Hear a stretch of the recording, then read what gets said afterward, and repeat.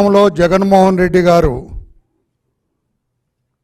Vaikapa party అధ్యక్షులు, వారికి బాగా అర్థమైంది తాను రాష్ట్ర ప్రజల్ని ఆట్టే కాలం మోసం చేయలేను, పదే పదే మోసం చేయలేనని ఆయనకు అర్థమైంది. అందుకే నిన్న 13వ తారీఖున పోలింగ్ జరిగింది. 13వ తారీఖు మధ్యాహ్నానికే అర్థమైపోయింది ఆయనకి.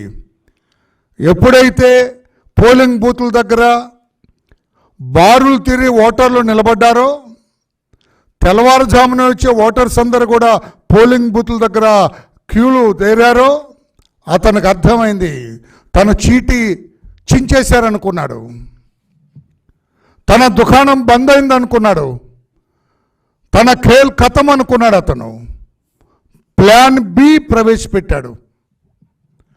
ప్లాన్ బి అంటే అరాచకం.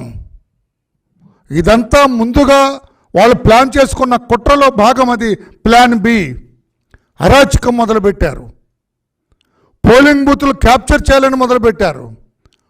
పోలింగ్ బూత్లో ఎక్కువ మంది తెలుగుదేశం పార్టీకి సానుభూతి పరులు ఓటర్స్ కనపడితే అక్కడ విధ్వంసం సృష్టించడానికి ప్రయత్నం చేశారు.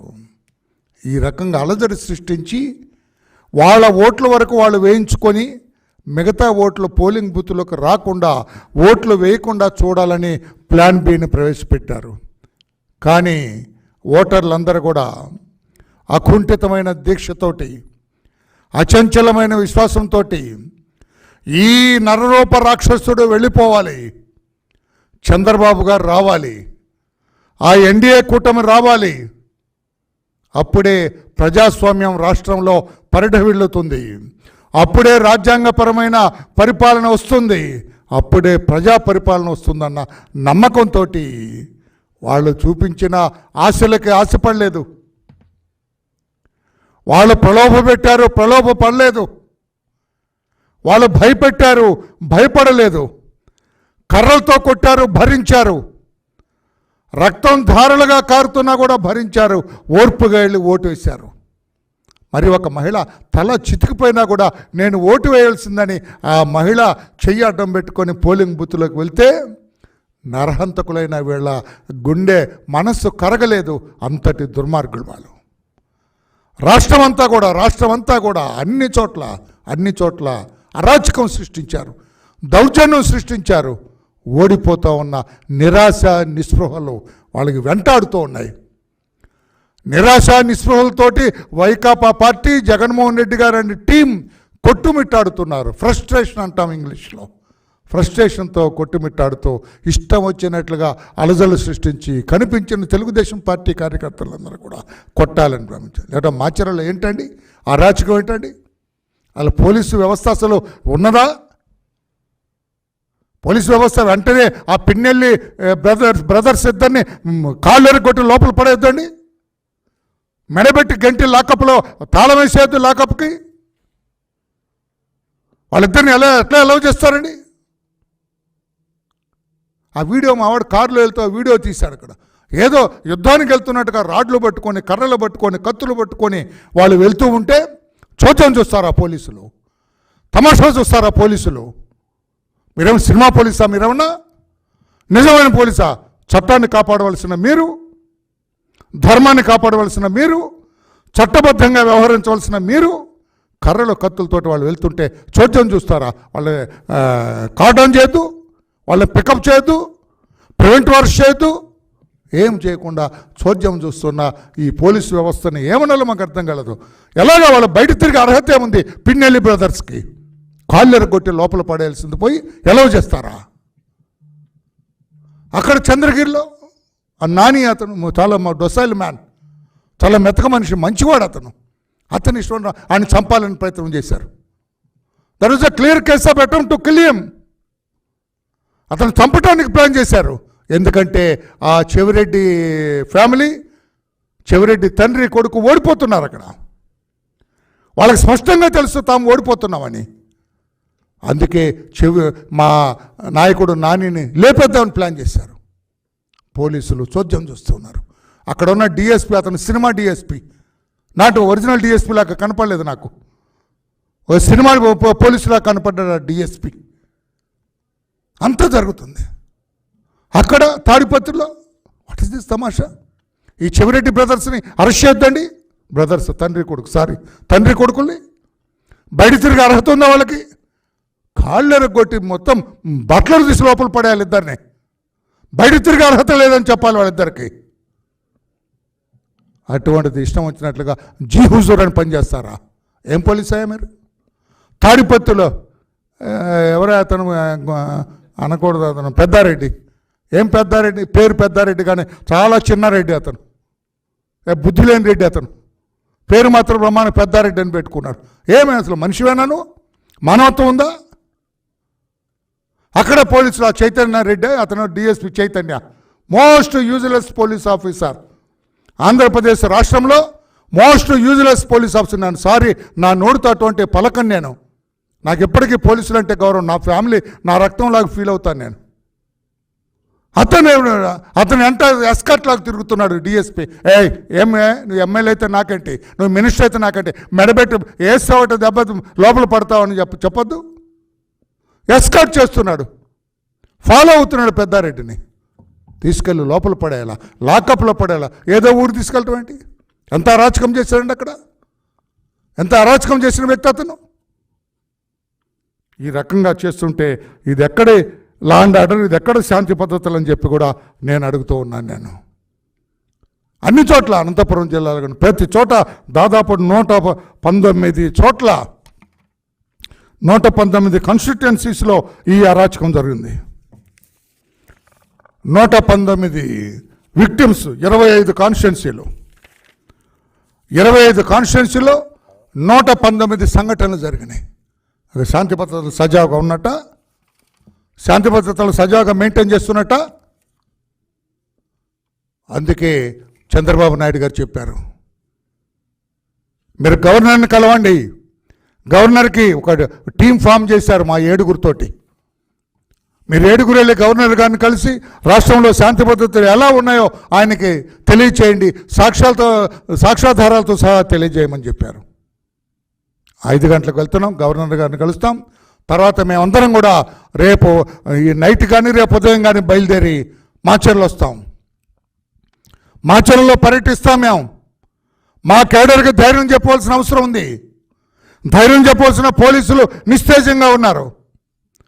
శాంతి భద్రతలు సజావుగా ఉన్నాయి, మీకేం భయం లేదని చెప్పవలసిన పోలీసులు నిస్తేజంగా ఉన్నారు. They are staring at the incidents. అందుకే మేము మా కమిటీ వెళ్తాం, కమిటీ పర్యటిస్తాం. మాచర్ల, తాడిపత్రి, నరసరావుపేట, అనంతపూర్, చంద్రగిరి వీటన్నిటిలో కూడా ఈ కమిటీ పర్యటిస్తుంది. అక్కడ ఏమేమి జరిగిందో వాస్తవాలన్నీ కూడా సేకరించి మా చంద్రబాబు నాయుడు గారికి ఒక నివేదిక కూడా ఈ కమిటీ ఇస్తుందని చెప్పి కూడా తెలియజేస్తున్నాం. గవర్నర్ గారు కూడా దయతో రాష్ట్రంలో ఏం జరుగుతుందో కూడా చూడాలి. ఏ రకంగా వ్యవహరిస్తున్నారో కొంతమంది పోలీసులు ఇంకా కూడా జగన్మోహన్ రెడ్డి గారు కనుసన్నల్లో నడుస్తున్నట్టుగా ఉంది. అది సరైనది కాదు అని చెప్పి కూడా తెలియజేస్తూ చట్టబద్ధంగా వ్యవహరించండి, మీ పరిధిలో మీరు వ్యవహరించండి. You are answerable to the public, not to Jaganmohan Reddy, not to Chevireddy, or not to Peddareddy or Ketareddy. మీరు ఎవరికి ఆన్సరబుల్ కాదు, మీరు ప్రజలకు ఆన్సరబుల్, చట్టానికి ఆన్సరబుల్, ప్రభుత్వానికి ఆన్సరబుల్. ఆ రకంగా వ్యవహరించండి అని చెప్పి కూడా తెలియజేస్తూ ఈ కమిటీ గవర్నర్ గారిని కలుస్తాం. తర్వాత మాచర్ల తదితర సంఘటనలు జరిగిన ప్రాంతాల్లో కూడా పర్యటిస్తామని తెలియజేస్తున్నాం. Thank you. ఇప్పుడు పెద్దలు నక్క ఆనందబాబు గారు మాట్లాడతారు.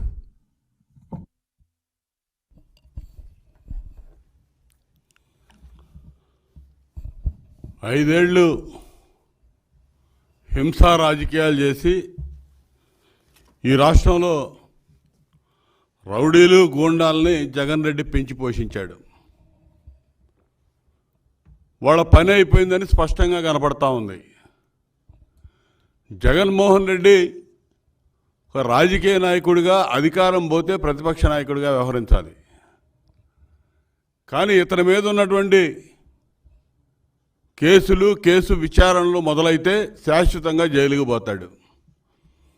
ఈ నిస్పృహ నుంచి బయటికి రాలేకపోతా ఉన్నాడు, భయపడతా ఉన్నాడు. అతనికి ఉన్నటువంటి నేర ప్రవృత్తితో కింద స్థాయిలో వాళ్ళ యొక్క నాయకుల్ని కార్యకర్తలను కూడా 5 ఏళ్ళు అదేవిధంగా తయారు చేశాడు.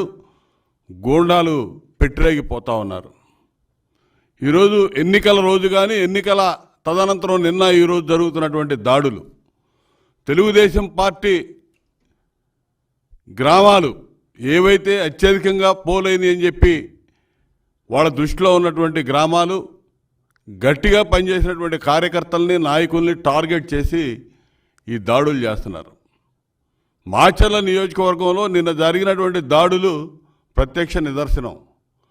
3 గంటల సమయంలో మా అభ్యర్థి జూలగంటి బ్రహ్మారెడ్డి గారు వారి సోదరుడు ఎస్పీకి ఇంటిమేషన్ ఇచ్చినప్పటికీ బయట బోర్డర్లో ఉన్నటువంటి తెలంగాణ ప్రాంతం నుంచి గూండాలు రౌడీలను తీసుకొచ్చి ఇక్కడ షెల్టర్ ఇచ్చి పెట్టారు. ఏ క్షణంలో ఏదైనా జరగవచ్చని వాళ్ళకి ఇంటిమేషన్ ఇచ్చినా కూడా ఎవరు చర్యలు తీసుకోకపోవటం, దాని పరిణామం 3 గంటల నుంచి కారంపూడి మండల హెడ్ క్వార్టర్లో జరిగినటువంటి దారుణం. 3 గంటలు కనీసం నానా బేభత్సం సృష్టించారు.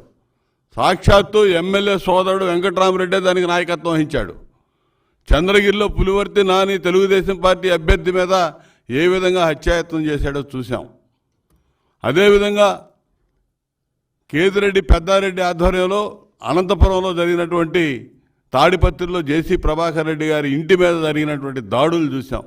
అనేక దాడులు, ఇవన్నీ కూడా మీడియా ముఖంగా మనకు అందిని. కానీ గ్రామాల్లో పట్టణాల్లో అనేక ప్రాంతాల్లో ఇవన్నీ జరుగుతూ ఉన్నాయి. ప్రజాస్వామ్యాన్ని ఎన్నికల్లో ఖూనీ చేసి హింసా రాజకీయాలకు పాల్పడ్డాడు. ఈ ఎన్నికల్లో కనీవెని ఎరుగని రీతిలో రాష్ట్ర వ్యాప్తంగా కూడా మోహదాడులు చేశారు వీళ్ళు. వీటిని ప్రజలందరూ కూడా ప్రతిఘటించారు. వీళ్ళు ఎన్ని చేసినా ప్రజలు ప్రతిఘటించారు. ఎప్పుడూ లేని విధంగా ఊళ్ళే కదిలి వచ్చినాయి. బయట ఊళ్ళల్లో ఉన్న వాళ్ళందరూ కూడా ఎన్నికల్లో పాల్గొని ఈ ప్రభుత్వాన్ని పారదోలటానికి ఎంతో ఉత్సాహాన్ని కనబరిచారు. అది చూసి తట్టుకోలేకపోతా ఉన్నాడు ఈ రోజున. వాళ్ళకి ఎక్కడ కనపడతా ఉంది, ఏం కనపడతా ఉందో అర్థం కావట్లా. శ్రీకృష్ణ జన్మస్థానం కనపడతా ఉంది వీళ్ళకి. జైలు గుర్తొస్తూ ఉంది జగన్మోహన్ రెడ్డికి. అయితే లండన్ వెళ్ళిపోబోతా ఉన్నాడు. గతంలో కూడా చంద్రబాబు నాయుడు గారిని అరెస్ట్ అప్పుడు కూడా లండన్లో ఉండి ఇక్కడ అరెస్టులు చేయించాడు. ఇప్పుడు ఈ 2-3 రోజులు కూడా ప్లాన్ చేసి ఆ లండన్లో కూర్చొని ఈ రాష్ట్రాన్ని రావణ కాష్టం చేయాలని ప్లాన్లు చేస్తున్నట్టు కనపడతా ఉన్నాడు.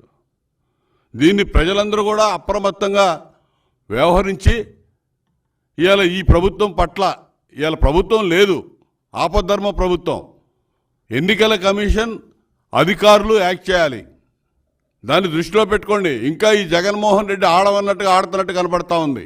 ఒక పనికి మాలిన సీఎస్ని అడ్డం పెట్టుకున్నారు. జవహర్ రెడ్డి అడ్డగోలుగా వైసీపీ కార్యకర్తలాగా ఇప్పుడు దాకా పనిచేశాడు. ఈరోజు నిన్న ఎన్నికలు అయిపోయినాక కూడా అదే విధంగా ప్రవర్తిస్తూ ఉన్నాడు.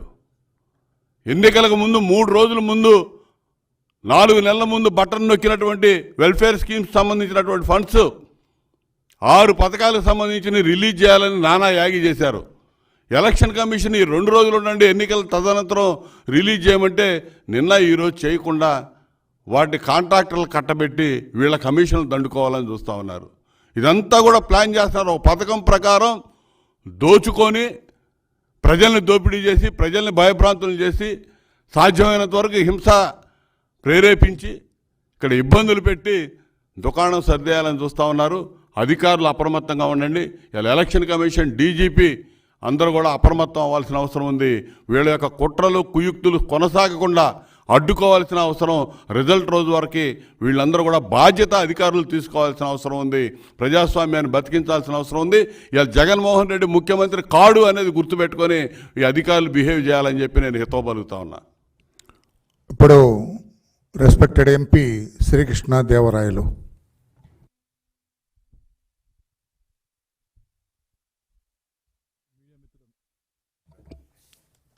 మీడియా మిత్రులందరికీ కూడా హృదయపూర్వక నమస్కారం.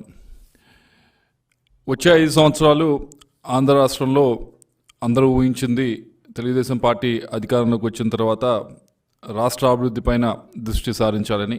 కానీ గడిచిన 2 రోజుల నుంచి సంఘటనలు చూస్తూ ఉంటే వ్యవస్థల్ని కూడా, ఏదైతే పోలీస్ వ్యవస్థ ఉందో వాటిని కూడా ఒక దారిలో పెట్టాలి, వాటిని కూడా ప్రక్షాళన చేయాలి అని క్లియర్గా కనిపించే పరిస్థితి ఈరోజు ఉంది. ఆంధ్రప్రదేశ్ పోలీసు చాలా గొప్ప ఆఫీసర్స్ని ఈ రాష్ట్రంలో ఉన్నారు, ఇదివరకు కూడా ఉండేవారు. అటువంటి పోలీస్ డిపార్ట్మెంట్ ఈరోజు ఈ పరిస్థితిలో ఉందంటే చాలా బాధాకరంగా ఉంది. ఎందుకు అంటే ఇదేదో యాక్సిడెంటల్గా అయింది కాదు. ఈ రాష్ట్రంలో 14 నియోజకవర్గాలు సెన్సిటివ్ నియోజకవర్గాలని గుర్తించారు. నెల రోజుల క్రితమే గుర్తించారు ఎన్నికల కమిషన్ వారు. దాంట్లో 4 నియోజకవర్గాలు మా పల్నాడులో ఉన్నాయని గుర్తించారు, ఐడెంటిఫై చేశారు. దానికి సెక్యూరిటీ బీఫప్ చేయాలని చెప్పారు. ఇదంతా ఏమీ ఒక రోజులో అనుకోకుండా అయిందేం కాదు.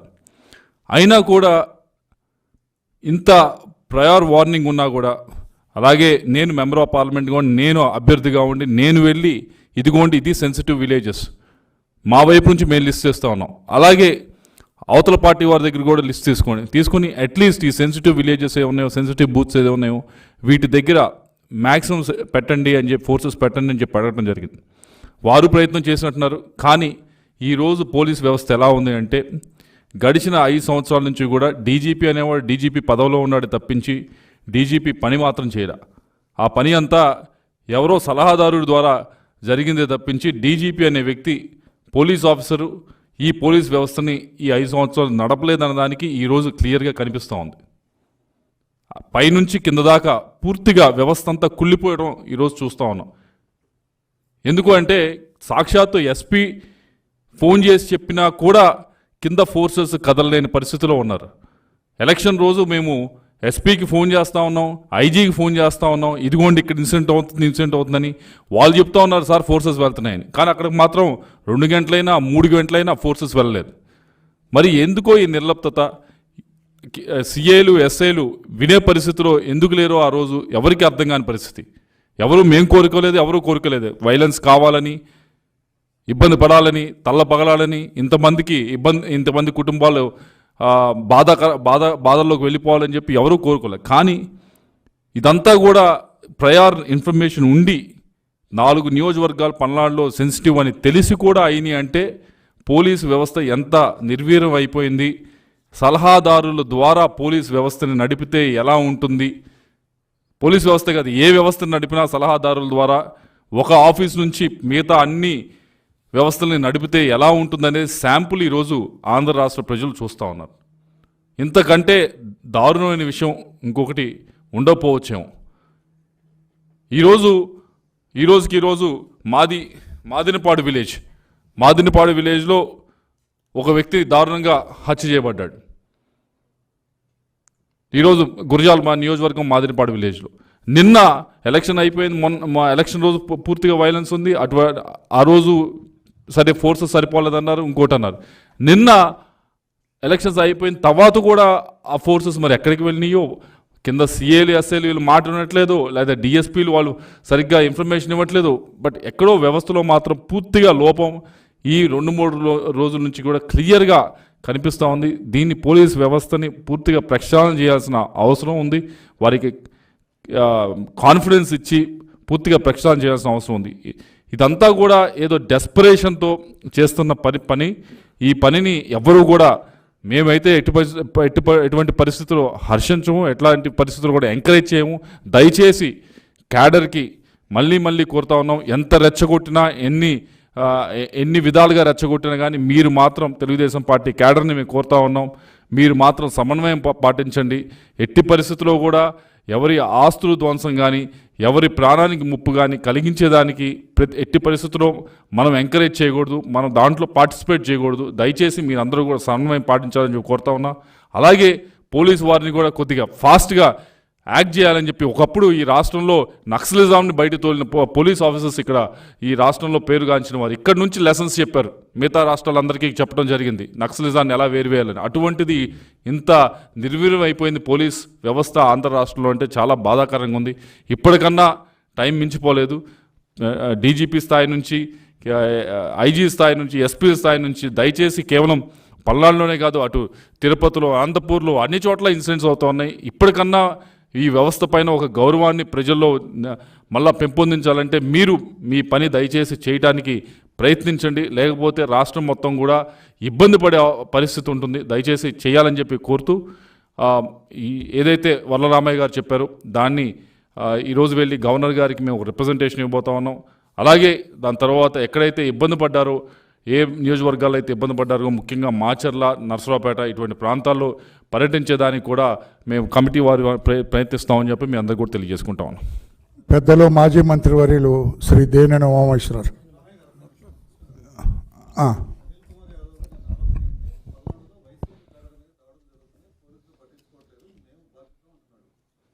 మీరు నిన్న వీడియో చూసుంటారు. కారంపూడిలో వీడియోలో ఎంతమంది వైసీపీ నాయకులు కానీ, కార్యకర్తలు కానీ, రాడ్లు కానీ ఈ కానీ పట్టుకొని స్వైర విహారం చేస్తూ ఉన్నారు, నేను చూస్తూ ఉన్నారు.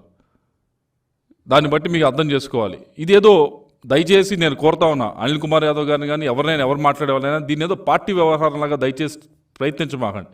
దీన్ని అపోహలకు తావించి ఒకరిని రెచ్చగొట్టి దీంట్లో లాభం చేకూర్చేది ఎవరికీ లేదు. ఇప్పుడు ఆయన బాగానే ఉంటాడు, నేను బాగానే ఉంటాం, మా ఇద్దరికి అయ్యేది ఏం లేదు. నిజంగా నష్టపోయేది ఎవడైతే ఆస్తి పోగొట్టుంటాడో, ఎవడైతే ప్రాణానికి ముప్పు జరుగుతుందో వాడు పోతాడు. రెండోది కేసులు పెట్టించుకున్న క్యాడరు నెక్స్ట్ 5 సంవత్సరాలు 10 సంవత్సరాలు ఆ కేసుల చుట్టూతో తిరుగుతూ వాళ్ళ టైం అంతా వాళ్ళ కుటుంబాలు మొత్తం పోగొట్టుకుంటారు.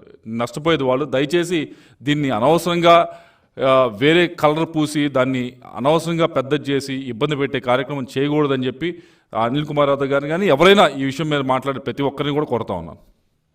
శ్రీ జంగా కృష్ణమూర్తి గారు మాట్లాడుకుంటాను.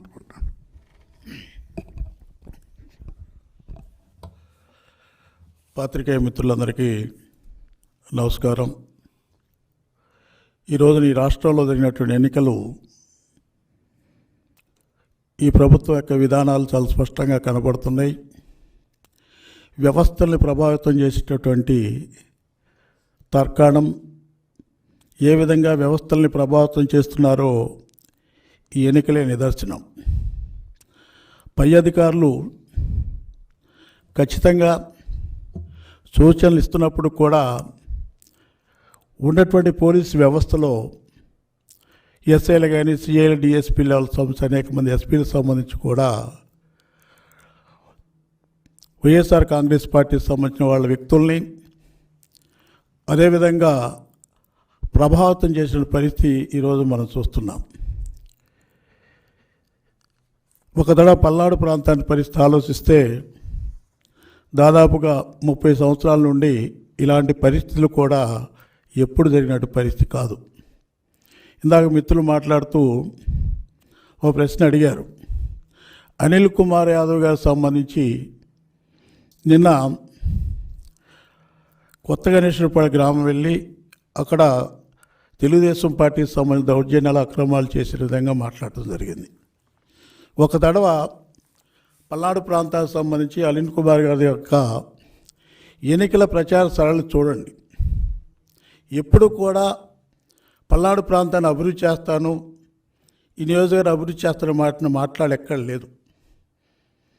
ఎప్పుడు కూడా రెచ్చగొట్టే మాటలు, క్యాడర్ను ఉత్సాహపరిచేసే ఏ విధంగా రెచ్చగొట్టి ఆందోళన కలిగించాలంటే ఆలోచనతో ప్రసంగాలు ఉన్నాయి. కానీ ఏమాత్రం కూడా ఆ అభివృద్ధికి సంబంధించిన మాట్లాడినటువంటి పరిస్థితి లేదు. నిన్న కూడా ఏం మాట్లాడారు? ఎలక్షన్లు అయిపోయిన తర్వాత మేము అధికారానికి వచ్చిన తర్వాత 4,000 మంది తీసుకెళ్ళి ఆ గ్రామాన్ని ముట్టడిస్తామని మాట్లాడుతూ ఇది రెచ్చగొట్టే విధానం కాదా అని నేను అడుగుతున్నాను. ఎందుకంటే మీరు వస్తారు పోతారు, రాజకీయ నాయకులు వచ్చిపోతుంటారు, కానీ లోకల్ పరిస్థితి పూర్తిగా అర్థం చేసుకోవాల్సిన అవసరం ఉంది. పల్నాడు ప్రాంతం సెన్సిటివ్ ప్రాంతం. పల్నాడు ప్రాంతం కక్షల కార్పణ్యానికి నిలిచిన ప్రాంతం.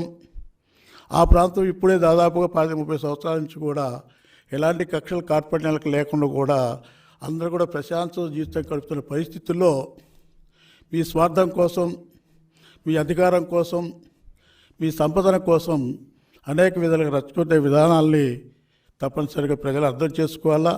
ప్రజలందరూ కూడా సహనం పాటించండి, సమయం పాటించమని కూడా ప్రజలకి, పల్నాడు ప్రాంత ప్రజలకు కూడా మనవి చేస్తున్నాను. ఎందుకంటే ఈ వ్యవస్థలో ఉన్నటువంటి, ఇందాక ఎంపీ గారు మాట్లాడినట్టు కూడా ఈ వ్యవస్థలో విధానాలు మారాలి. పోలీస్ వ్యవస్థ సంబంధించిన ప్రక్షాళన జరగాల. పోలీస్ వ్యవస్థలో అందరూ సంబంధించిన వాళ్ళు అవినీతి పనులు కానివ్వండి, ప్రభావితంలోనే వాళ్ళు ఉండకపోవచ్చు, కానీ ఎక్కువ మంది ఆ పరిస్థితి ఉంది కాబట్టి ప్రక్షాళన జరగాల్సిన అవసరం ఉంది కూడా నేను మనవి చేస్తున్నాను. అదేవిధంగా కూడా అనేకమైన సంఘటనల నుంచి కూడా ఈరోజు రామయ్య గారికి సంబంధించి కానీ, ఎంపీ గారికి సంబంధించి కానీ మాట్లాడారు. తప్పనిసరి కూడా ఈరోజు ఉన్నటువంటి పరిస్థితి. ఎందుకంటే వైఎస్ఆర్ కాంగ్రెస్ పార్టీ సంబంధించిన అధినేత ఒక కలగన్నాడు, శాశ్వతంగా నేను ముఖ్యమంత్రిగా ఉన్నటువంటి కలగనటువంటి వ్యక్తి ఈ రోజున ఆ కలగానే మిగిలిపోవటాన నిరాశ నిస్పృహతోని సహనం కోల్పోయి ఈ కార్యక్రమాలు జరిగే కేడర్ నుంచి కానివ్వండి, నాయకుల నుంచి కానివ్వండి కూడా సహనం కోల్పోయి ఈ కార్యక్రమాలు జరిగే పరిస్థితుంది. తప్పనిసరి కూడా ఈ అవినీతికి, అక్రమాలకి, అన్యాయాలకి, దౌర్జన్యాలకు వ్యతిరేకంగా ప్రజలు తీర్పు ఇచ్చారు. ఎందుకంటే ఎప్పుడు కూడా జరగని పరిస్థితి. ఈ రాష్ట్రంలో కూడా ఇంత పర్సెంటేజ్ సంబంధించి నాకు తెలిసినంత ఎప్పుడు కూడా జరగని పరిస్థితి. అంటే ప్రభుత్వానికి వ్యతిరేకంగా ప్రజలు తీర్పు ఇచ్చారు. ఈ తీర్పుగా గమనించాలి. విజయం వచ్చినప్పుడు ఆనందపడతాం. అదేవిధంగా ఉన్నటువంటి నష్టం జరిగినప్పుడు కానీ, అపజయం జరిగినప్పుడు కానివ్వండి, ఆ విధంగా ఉన్నటువంటి నిరాశ నిస్పృహలకు గురి కావటం కరెక్ట్ అయిన పద్ధతి కాదు. ఈ రాష్ట్రాన్ని రక్షించాల్సిన అవసరం ఉంది. తప్పనిసరిగా కూడా నారా చంద్రబాబు నాయుడు గారు ముఖ్యమంత్రి అవుతారు. ఈ రాష్ట్రంలో అన్ని విధాలుగా అభివృద్ధి చెందుతుందనే విధంగా నేను మాట్లాడుతూ, అంతేకాకుండా కూడా దీనికి సంబంధించిన సమస్యల మీద కూడా పెద్దలు మాట్లాడారు. అన్ని చోట్ల అందరూ కూడా సమయాన్ని పాటించమని, తెలుగుదేశం పార్టీకి సంబంధించినటువంటి కార్యకర్తలకు సంబంధించి నాయకులు కూడా సమయాన్ని పాటించండి. కక్షల కార్పణ్యాలకు కూడా ఎలాంటి కక్షల కార్పణ్యాలు పోకుండా సమయాన్ని పాటించమని, అదేవిధంగా కూడా ఈ కమిటీ కూడా తప్పనిసరి కూడా అన్ని ప్రాంతాలు సందర్శించి ఆ ప్రాంతంలో శాంతి నెలకొల్పే విధంగా, అదేవిధంగా తెలుగుదేశం పార్టీ కార్యకర్తలకి, నాయకులకు ధైర్యం చెప్పే విధంగా కూడా ఈ కమిటీకి సంబంధించిన వాళ్ళందరూ కూడా వెళ్తామని మనం చేస్తున్నాం. పెద్దలు శ్రీ దేవినేని ఉమామహేశ్వరరావు. పెద్ద ఎత్తున పోలింగ్ జరగటం, ఏదైతే తాడేపల్లి ప్యాలెస్లో ఉన్న జగన్మోహన్ రెడ్డికి నిరాశ నిస్పృహలతో సజ్జల రామకృష్ణారెడ్డి డైరెక్షన్లో ఏదైతే నిన్న మొన్న జరిగిన విధ్వంసకాండ, ఇప్పుడే కృష్ణదేవరాయలు గారు చెప్పినట్టు ఒక హత్య కూడా జరిగింది గురజాల నియోజకవర్గంలో మాదిగపాడు. అంటే బరి తెగించిన వైసీపీ మూకల రక్తదాహానికి అమాయకులు బలవుతూ ఉన్నారు. ఇవాళ చూడండి, ఈ పెద్ద ఎత్తున హింసాకాండ 13, 14, 15 జరిగిన హింసాకాండ ఇవాళ తిరుమల పవిత్రమైన తిరుపతి పవిత్ర స్థలం. ఆ తిరుపతిలో అక్కడ పోటీ చేసిన అభ్యర్థి చంద్రగిరి పులవర్తి నాని గారి మీద హత్యా ప్రయత్నం. గన్మన్ ప్రాణాలను తెగించి అక్కడ సంఘటనలో నిలబడకపోతే వాళ్ళ నానిగారు మనకు దక్కేవాడు కాదు. ఈరోజు ఇప్పటికి కూడా నానిగారి సత్యమని అక్కడ రోడ్డు మీద వీళ్ళ దౌర్జన్యాలను ఎదిరిస్తూ ఉన్నారు. సమస్యాత్మక ప్రాంతాలని తెలుసు, సెన్సిటివ్ ప్రాంతాలని తెలుసు. ఎలక్షన్ కమిషన్కి అన్నీ కూడా వారాల తరబడి మేము కంప్లైంట్స్ ఇచ్చాం. మరి ఇవాళ కూడా కొంతమంది తీసేసిన పోలీసు ఉన్నతాధికారులు కొంతమంది తాడేపల్లి కొంపలో కూర్చొని, అది ఆంజనేయులు కావచ్చు, రాణా కావచ్చు, సంజయ్ కావచ్చు, పుల్లయ్య కావచ్చు, ఎల్లయ్య కావచ్చు, ఇంకా మీరు ఈ గోబెల్స్ సజ్జల డైరెక్షన్లో, ఈ హిట్లర్ జగన్ రెడ్డి డైరెక్షన్లో మీరు అమాయకులైన కార్యకర్తలని, నాయకుల్ని ఇవాళ బలి చేస్తూ ఉన్నారు. ఇప్పటికే చెప్తా ఉన్నాం, ఓటమి భయంతో జగన్ రెడ్డి ఈ రెచ్చగొట్టే కార్యక్రమాలు చేపిస్తూ ఉన్నాడు. దానికి నిదర్శనమే నిన్న పులవర్తి నాని మీద చెవిరెడ్డి భాస్కర్ రెడ్డి ఒంగోలులో కూర్చొని కొడుకు మోహిత్ రెడ్డితో 100 మంది 1000 మంది వెళ్ళి మరి స్ట్రాంగ్ రూమ్స్ దగ్గరే దౌర్జన్యానికి పాల్పడ్డారంటే వీళ్ళ హింసా ప్రవృత్తి, వీళ్ళ భయం వీళ్ళ కళ్ళల్లో కన్నా చేతల్లో కనపడతా ఉంది. అట్లాగే పెద్దారెడ్డి తాడిపత్రిలో కూడా దౌర్జన్యకాండ, ఏ విధంగా ప్రజలు తిరుగుబాటు అవన్నీ కూడా చూసాం. అట్లాగే నరసరావుపేట ఎన్నికల రోజు దౌర్జన్యాలు, నిన్న మొన్న కూడా దౌర్జన్యాలు. అదేవిధంగా తాడిపత్రి, చంద్రగిరి, ఈ హింసాకాండ అంతా కూడా మేము ఖండిస్తూ ఉన్నాం. దీని మీద ఇమీడియట్గా ఎలక్షన్ కమిషన్ స్పందించాలి. సంబంధిత పోలీస్ అధికారులను కూడా డిప్యూట్ చేసి బాధ్యత గల ఉన్నతాధికారులంతా కూడా ఇవాళ మేము వెళ్ళి బాధితులను పరామర్శిస్తామని చెప్తా ఉంటే డీజీ గారు కూడా డైరెక్షన్ ఇచ్చి పోలీసు ఉన్నతాధికారుల్ని సమస్యాత్మక గ్రామాలకు పంపించి ఇంకా ఫర్దర్ అంటువాడి సంఘటన జరగకుండా. Please subscribe Pragna Media. Please like, share, subscribe to Pragna Media. Pragna Media, please do like, share and subscribe. Please subscribe to Pragna Media. Please like, share and comment if you like the video. Pragna Media.